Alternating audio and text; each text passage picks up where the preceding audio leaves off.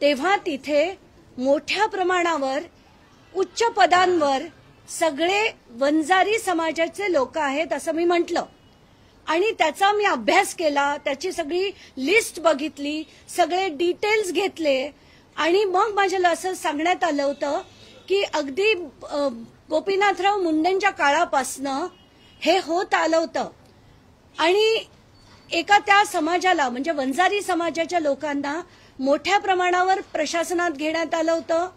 मग काही काळाने त्या सगळ्या लोकांना बीडमध्ये बोलवण्यात आलं. असं जे माझं विधान होतं ते कुठेही समाजाविरुद्ध एक चकार शब्द, कारण आजपर्यंत कुठल्या तुमच्यापैकी कोणाला सुद्धा माहित नसेल मी कुठल्या समाजाची आहे, कुठल्या जातीची आहे, कुठल्या धर्माची आहे. कारण आजपर्यंत अंजली दमानिया म्हटल्यावर लोकांना कळत सुद्धा नाही की कुठल्या समाजाचे आहेत. पण मुद्दा हा आहे की जेव्हा मी कधीही कुठल्याही समाजाविरुद्ध बोलत नसेल तर मी जे बोलले ते का बोलले, तर त्याच्या मागचा माझा हेतू अगदी स्पष्ट करण्यासाठी मी 2 ट्विटरवर मुद्दाम ट्विट्स टाकले की भगवान बाबांसारखे जे संत होते, जे शैक्षणिक प्रबोधन करायचे, सांस्कृतिक प्रबोधन करायचे, असे जे लोक होते ते नेहमीच वंदनीय आहेत, नेहमीच आदरणीय आहेत. आणि मी कुठेही हा समाज कष्टाळू नाही, आळशी आहे किंवा काही काम करत नाही आणि त्यांना फायदा दिला जातो असं एक चकार शब्दांनी पण म्हटलं नाही. पण त्याच्यातला माझा तो उल्लेख काढून आणि सगळ्या त्या समाजामधल्या लोकांना पाठवण्याचं काम हे मोठ्या प्रमाणावर झालंय आणि ते कसं झालं, का झालं याच्याकडे तर मी येणारच आहे. पण जे मी म्हटलं ते किती त्याच्यात तथ्य आहे आणि त्याचा झालेला अभ्यास जो मी म्हटला, त्याची सगळी यादी मी म्हटली, ती देखील मी परत ट्विटरवर टाकली की अमुक अमुक माणूस या पदावर, तमुक तमुक माणूस त्या पदावर, तहसीलदार व्यंकटेश मुंडे, हे सगळी जी माणसं होती, सानप आहेत, मुंडे आहेत, ही सगळी उच्च पदावरची माणसं फक्त परळीमध्ये का? कारण शासनाचे काही नियम आहेत. आता आपण जर आरक्षण म्हटलं तर ते जसं व्हर्टिकल आहे तसं हॉरिझॉन्टल आहे आणि त्याच्यानंतर ज्या पदभरती होते ती कशी होत होती त्याच्यावर अनेक लोकांनी लढे दिले आणि ते लढे कसे दिलेत आता मी तुमच्या पुढे एक एक एक एक मांडते. एक समिती बसली होती, त्या समितीने त्यांचा अहवाल दिला आणि त्या अहवालात सरळ सरळ दिसतंय की जिथे 183 शिक्षक पदे होती तिथे 500 550च्या आसपास ती शिक्षक, हे सगळेच्या सगळे डिटेल्स मी आता एक एक एक एक मांडते. ओपन कॅटेगरीमध्ये किती होते, क्लोज कॅटेगरीमध्ये किती होते. आता वंजारी समाजाबद्दल मी जे बोलले ते फक्त त्यांचा जो वापर या मुंडे कुटुंबांकडनं केला जातोय, म्हणजे धनंजय मुंडे आणि पंकजा मुंडे यांच्याकडनं वापर होतोय यात काहीही शंका नाही. कारण काही शिक्षक मंडळी औरंगाबाद कोर्टात जेव्हा गेली होती तेव्हा त्यांना ऑर्डर देण्यात आली होती आणि त्या ऑर्डरमध्ये स्पष्ट उल्लेख होता.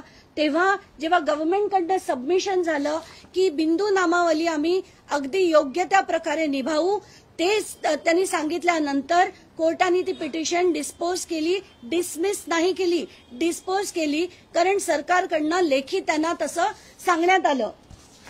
ताबडतोब म्हणजे 17/11/2018 ह्याचा सगळ्या डायरेक्टिव्ह काढण्यात आले की जेवढे एक्सेस शिक्षक आहेत जे एकाच समाजाचे आहेत त्यांना ताबडतोब त्यांची ट्रान्सफर करण्यात यावी. पण पंकजा मुंडे यांनी हे ट्विट करून, आता या ट्विटमध्ये काय लिहिलंय हे पण मी वाचून दाखवते. बीड जिल्ह्यातील 279 शिक्षकांना बीड झेडपी सीईओनी सदोष बिंदू नामावलीचा आधार घेत मूळ जिल्ह्यात कार्यमुक्त करण्याचे आदेश दिले होते. मी तात्काळ सचिव व शिक्षक प्रतिनिधी यांची बैठक घेऊन शैक्षणिक वर्षामध्ये शिक्षकांच्या बदल्यांमुळे मुलांचं नुकसान होईल म्हणून बदलीच्या आदेशास स्थगिती दिली. ही ते ट्विट आहे.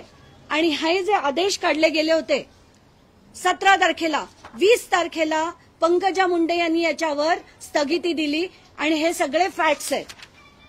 तर मी असं बोलल्याबरोबर यांची पूर्ण फौज, आता अंजली दमानियांनी त्या पेपरशिवाय बोलत नाहीत, कुठच्याही नुसते जे त्यांच्या कमेंट्स असतात त्याला त्या सबस्टॅन्शिएट करतील, कुठेतरी या सगळ्या प्रकरणाची चौकशी होईल म्हणून अख्खीच्या अख्खी फौज माझ्या मागे लावण्यात आली.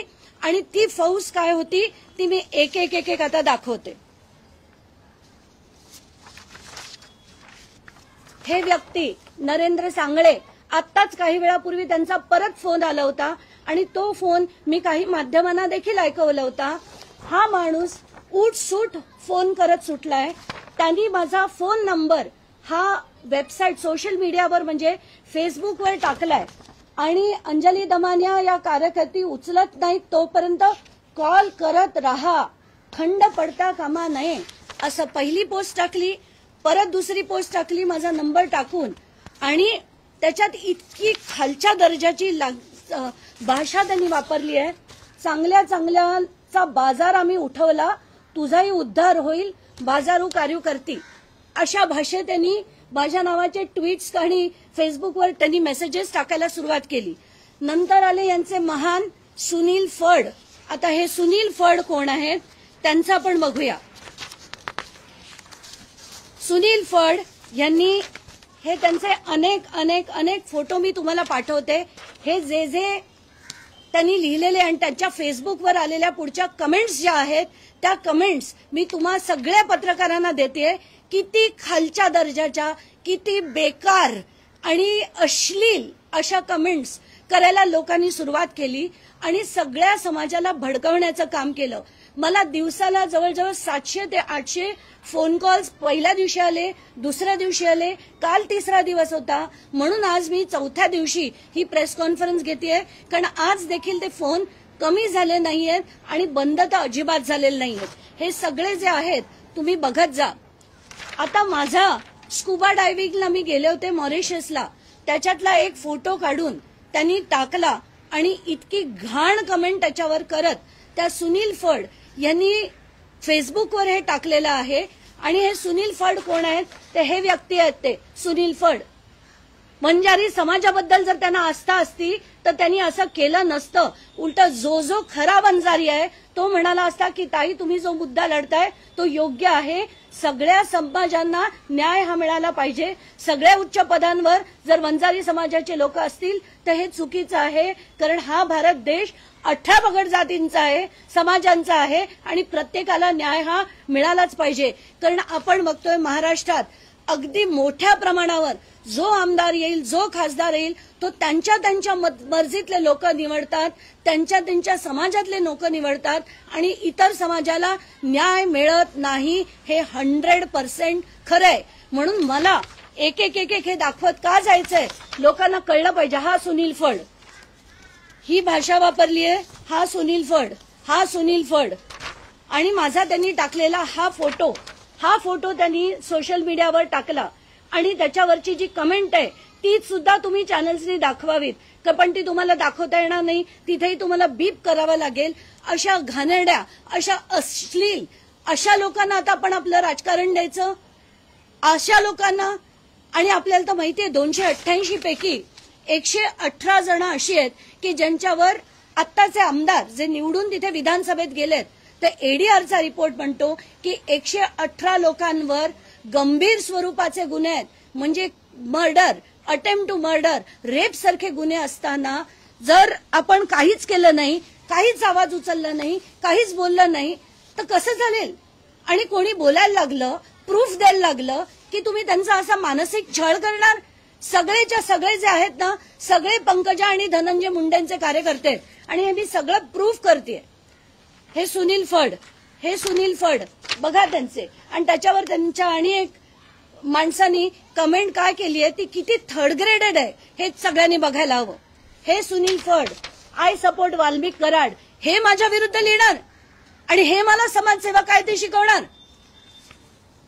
आता दुसरे हे असे नंबर्सवरनं मला जे कॉल्स यायचे, एक एक कॉल मी ट्रू कॉलरवरनं शोधला, त्यांच्या सोशल मीडियावरचं जाऊन बघितलं. संभाजी चौरे, बीड, चौरे बँक, पंकजा मुंडेंचा कार्यकर्ता,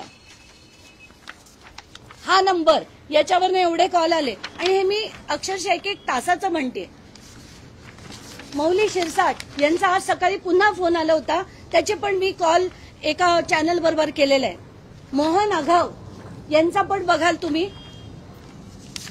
महाराष्ट्राचे राज्य कृषी मंत्री माननीय श्री धनंजय मुंडे यांचे पोस्ट करणारा हा माणूस इतके कॉल करतो मला.